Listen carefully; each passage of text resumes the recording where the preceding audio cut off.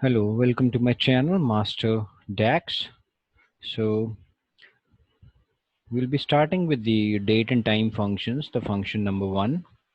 So I'll be covering the other functions in my later videos. So starting with the first function, calendar. Okay, so let's go to Power BI. Okay, so what the calendar function does is it creates a table basis whatever start date and end date you provide in the function. So it's a table level function that will create a table with the supplied start and end date. Okay, so let's see the practical implementation of calendar function. Okay, to create a table, first what we will do is we'll go to modeling tab. So now we'll be using calendar function. So we'll click on new table.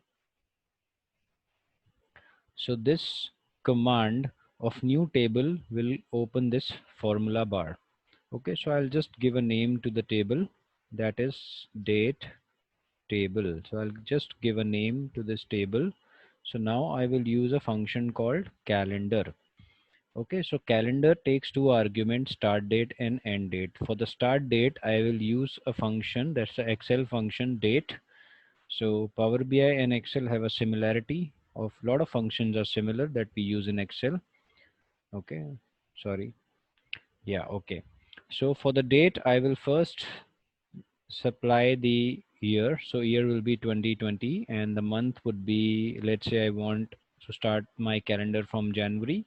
So I'll give 1 as a month and day would be first. Now I put a comma and I'll now supply the end date. So end date would be month 31st December. So for that I will give a date as 31st. So as soon as I've given the start and end date, I will just close the bracket for calendar function, and after closing the bracket I will press enter. So once you press the enter, the formula will be applied. Okay, so now my date table has been created, and to see the table that is being created I have to go on the right side where we have the field section. So this you can see my date table has been created. So to view the whatever dates we have created, so to see that I will just drag this field onto the canvas.